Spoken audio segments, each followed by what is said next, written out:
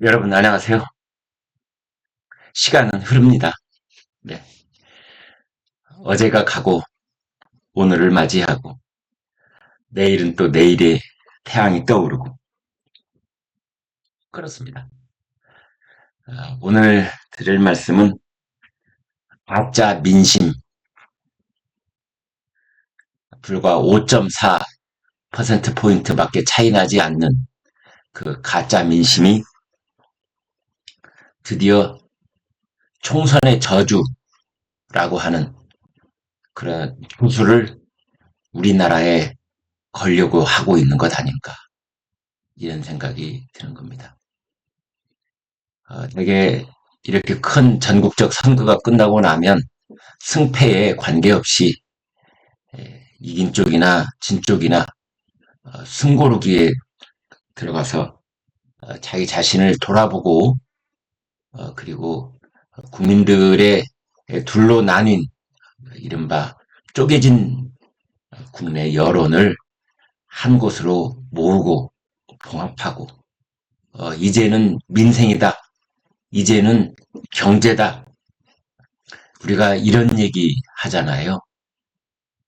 그리고 이제 북한 쪽도 다시 한번 쳐다보고 저쪽 풍계리에서 뭐 일곱 번째 핵실험 징후가 보인다 이런 뉴스가 나오고 있는데 그것도 한번 살펴보고 중국의 3인자가 북한에 가서 지금 김정은을 만나고 있다는데 그것도 분석에 귀를 한번 기울여 보고 그다음에 일본 총리가 지금 미국을 국빈 방문 중인데 거기에서 일본과 미국 두 나라의 그 최상위급 안보 동맹 진전 이것도 좀 볼 필요가 있고 지금 그런 상황 속에 있는 겁니다. 민생과 안보, 안보와 민생. 사실은 국정 운영 또는 나라에 나아갈 길 또는 여야 관계없이 정치가 해야 될 길 뭐가 있겠습니까? 안보와 민생 그겁니다. 한마디로 말하면 민생과 안보. 그런데 지금 이번 총선이 설마 우리나라에 저주를 걸고 있습니까? 흔히 뭐 승자의 저주 그러는데 이건 뭐 승자의 저주인지 총선 그 자체의 저주인지 판이 이상하게 돌아가고 있습니다. 나라를 어떤 파멸적 상황으로 몰아넣으려 놓은 그런 특검 이야기, 뭐 탄핵 이야기 이런 얘기가 나오고 있습니다. 더불어민주당의 권칠승 수석 대변인 이 사람이 이런 얘기를 했습니다. 정부 여당의 반성과 성찰, 국정 쇄신은 최상병 특검법 수용에서 시작된다. 정부 여당은 집권 2년의 국정 운영에 사실상 탄핵에 가까운 불신임 평가를 받았다. 21대 국회에서 하자. 22대로 넘어가지 말고 21대 국회도 5월 말까지 한 달 반쯤 임기가 남았다. 이제 그런 겁니다. 이자가 쓰는 표현이 아주 무도하다고 할까요? 그렇습니다.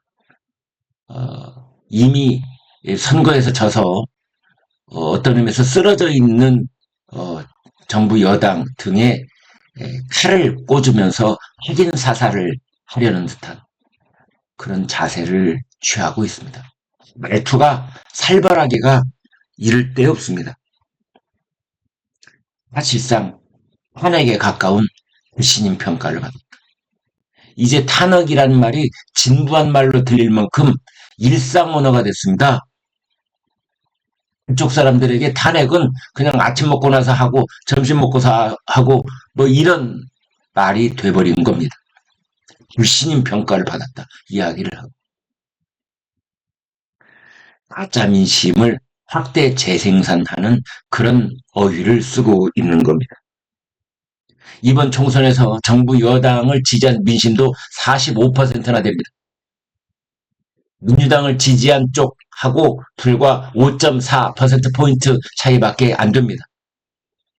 그런데 전국 지역구 의석수는 90대 161. 그래서 무려 71석이나 차이가 났더군요. 이건 우리나라 선거제도의 고질적 병폐인 소선거구제.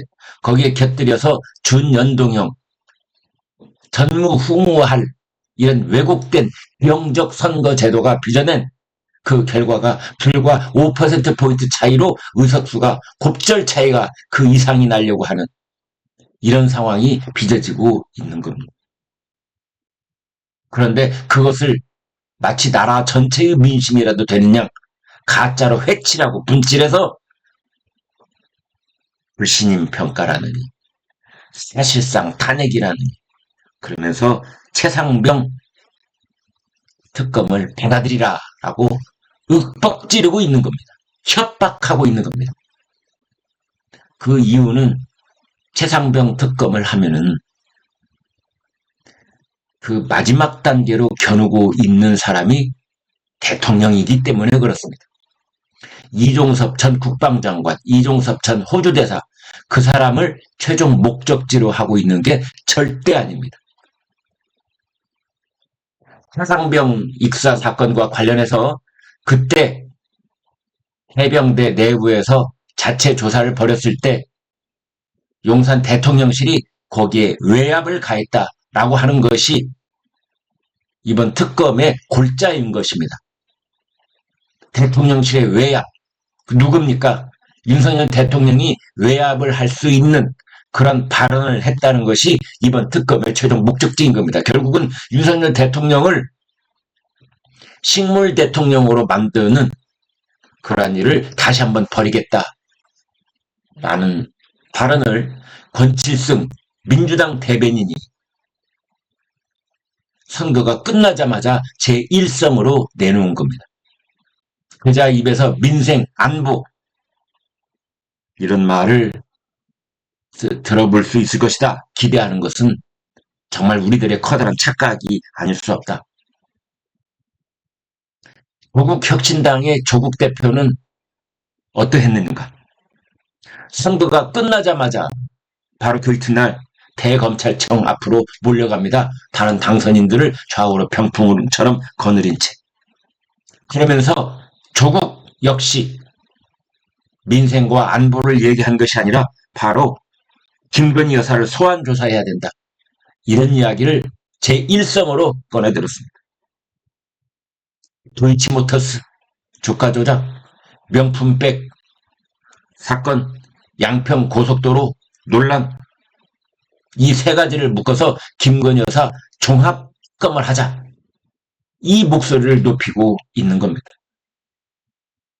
조국이란 사람과 조국혁신당이란 당은 원래 탄생부터 국가에 대한 새로운 제3의 미래 비전을 갖고 있기보다는 오로지 윤석열 대통령 부부 그리고 김건희 여사의 이 특검 이것에 온통 탄생의 이유가 있었던 정당이기 때문에 뭐 이상해 보이지도 않습니다만 그러나 국민이 기대하는 정상적인 정치의 그 생각을 조금이라도 가지고 있었다면 제1성이 김건희 여사 특검이 아니라 사실은 나라의 앞날을 걱정하는 지금의 엄중한 상황을 다시 한번 챙기려고 할 수도 있었을 것입니다. 조국은 그래도 문재인 정권 때 한 정권의 청와대 수석을 했고 그 정권의 장관을 했던 자 아닙니까? 그렇다면은 나라 전체를 살피는 그런 마음이 정말 그 사람과 그 당에는 1%도 없다는 것인지 통탄할 일이 아닐 수가 없는 겁니다. 개혁신당의 이준석 대표 본인이 노력해서 본인의 힘으로 기사회생했다고 생각했는지 모르지만 저희가 봤을 때는 그 상대편인 민주당의 공영훈 전 현대차 사장 서울 선수동의 주택을 기가 막힌 타이밍으로 2번이나 구입하고 아들에게 물려주고 이제 이러한 그 젊은이들이 도저히 용서할 수 없는 30억짜리 주택 대물림 사건 그것을 보수 언론들이 엄중하게 비판하고 꾸짖고 하면서 판세가 뒤집힌 것이 있는 겁니다. 그래서 이준석은 그 반사이익을 얻은 겁니다. 그런데 마치 오롯이 혼자의 힘으로 살아 돌아온 것처럼 이준석 입에서도 김건희 특검을 할 수 있다, 이런 얘기가 나오고 있습니다. 더더군다나 이준석 대표는 22대 국회에서 윤석열 대통령의 임기 단축을 논의할 수 있다라는 말까지 내놓고 있습니다. 이게 그래도 한때는 국민의힘의 대표였다는 자의 입에서 나올 수 있는 소리입니까? 그렇습니까? 자기가 대표로 있을 때 윤석열 대통령이 당선되고 윤석열 정권이 출범을 했는데 이제 와서 22대 국회에서 윤석열 대통령 임기 단축을 논의할 수 있다니, 이준석 대표는 혹시 조국 혁신당과 합당을 꿈꾸고 있는 건가요? 이런 생각마저 드는 겁니다. 그렇게 해서 뭐 교섭단체를 구성하고 싶다, 이런 생각을 지금 내비치고 있는 겁니까? 지금 조국 대표에게 비둘기를 날리고 있는 겁니까? 외부에만 이런 목소리가 있는 게 아닙니다. 내부에도 있습니다. 안철수 의원은 MBC 김종배 시선집중에 나와서 이런 말을 합니다. 최상병 특검법이 발의가 되면 자기는 찬성하겠다라고 얘기합니다. 안철수 의원에게 묻지 않을 수 없습니다. 정말 최상병 특검이 그 수사, 그리고 그 수사에 외압을 행사했다고 지금 야당이 일단 표면적으로 지적하고 있는 이종섭 전 국방장관 부선에서 끝날 거라고 생각합니까? 안철수 의원, 정말 그만큼 순진한 겁니까? 아니면 상황을 모르는 겁니까? 묻지 않을 수가 없습니다. 그 최상병 특검은 정확하게 윤석열 대통령을 겨냥하고 있다는 것을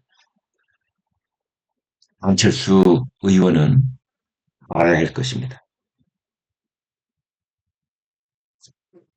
내부적으로는 홍준표 대구시장도 전에 볼 수 없었을 만큼 아주 강경한, 어떻게 보면은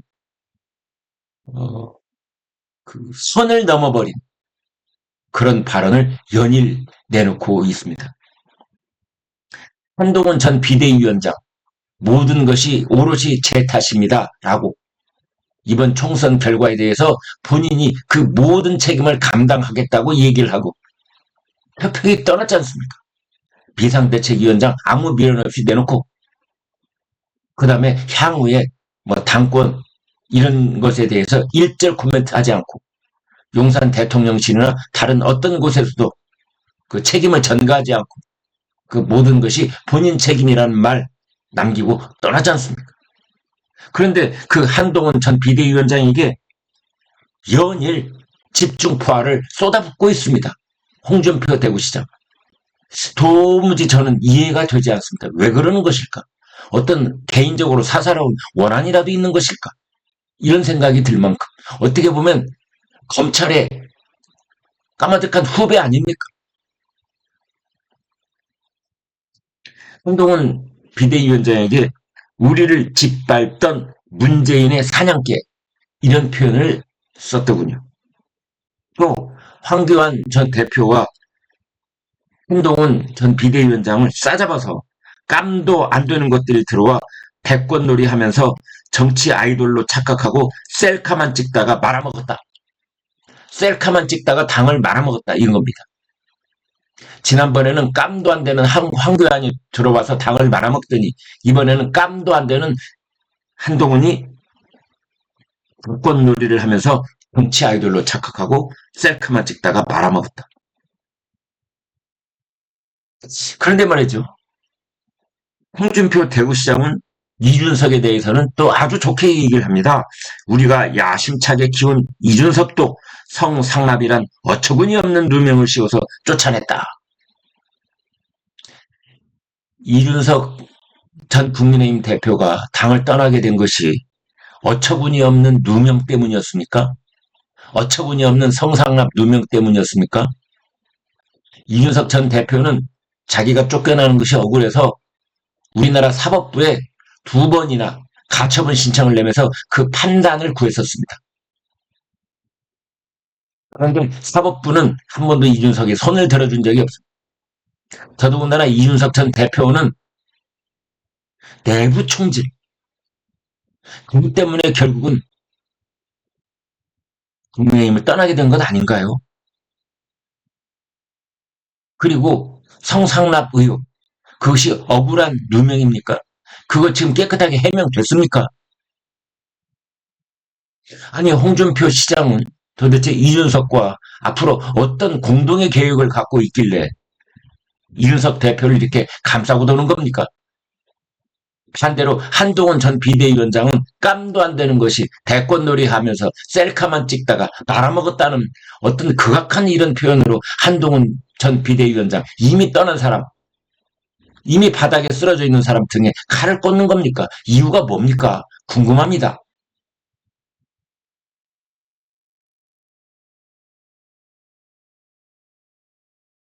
강천석 조선일보 논술고문은 이런 이야기를 했습니다. 이번 총선에 나타난 큰 맥락에서의 민심을 분석을 하면서 호남의 전략적 투표라는 것에 대해서 이야기를 꺼냅니다. 특히 이번 총선에서 보여준 호남 지역에서의 표 쏠림, 여전하더군요. 거기에 대해서 강천석 고문은 이렇게 말합니다. 결국 호남의 전략적 투표라고 하는 것은 노무현, 문재인, 이재명 같이 자기 고향에 둥지를 틀 수 없었던 뻐꾸기 정치인들이 그곳에 알을 낳은 것이다. 뻐꾸기는 제 힘으로 자식을 키울 능력이 없는 그런 새 중에 하나여서 뻐꾸기는 자기 자신의 둥지에 알을 낳지 않고 나무 새 둥지에 알을 슬쩍 낳고 떠납니다. 그런데 마치 노무현, 문재인, 이재명 이번에 이재명도 마찬가지. 호남이라고 하는 자기 고향이 아닌 곳에 둥지를 틀고 거기에 슬쩍 알을 낳고 떠난 것이다. 그 뒤로 호남에게 돌아온 건 하나도 없었다. 라는 뜻입니다. 그러면서 강천석 논설고문은 이렇게 말합니다.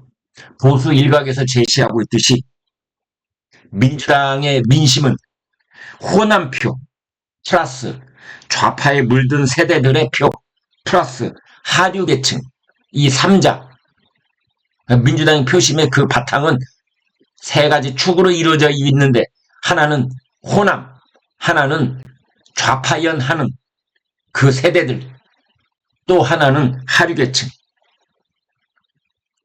이 3자가 있는 것. 그런데 이것 때문에 고향을 떠나서 살아가야만 하는 호남 출신 젊은이들에게는 그 세 가지가 편견의 장벽으로 작동하고 있다. 라는 것을 합니다. 이번 민심의 전략 전체적인 그 본질이 어디에 있느냐. 그것과 더불어서 총선이 끝난 직후에 벌어지고 있는 이 나라를 또다시 파멸적 특검 상황으로 몰아가려고 하고 있는 그 일단의 움직이들을 보면서 총선이 끝난 뒤 갈갈이 찢겨있는 민심을 어루만지고 그 민심을 하나로 모으고 내일을 바라보고 미래를 지향하는 그런 쪽으로 발돋움하는 그런 움직임이 있기는커녕 더불어민주당의 수석 대변인이 탄핵에 가까운 불신임 평가 운운하면서 최상병 특검 수용을 압박하고 있고 윽박지르고 있고 제3당이라는 조국혁신당의 조국은 대검으로 몰려가서 김건희 여사 종합특검을 받아들이라면서 또 차를 휘두르고 있고 안철수, 이준석, 홍준표 그 사람들만 이름을 거론했습니다만 국민의힘 내부 외부 할 것 없이 우리나라의 안보와 민생과 안보 절체절명의 두 가지를 돌아보는 정치인은 눈을 씻고 찾아봐도 없는 상황 속에서 날만 새면 특검을 연달아 부르짖고 있는데 김건희 특검과 최상병 특검 이 두 가지로 21대 국회의 마지막 22대 국회의 시작이 점철되지 않을까 그런 걱정이 드는 일요일 아침입니다. 여기까지 하겠습니다.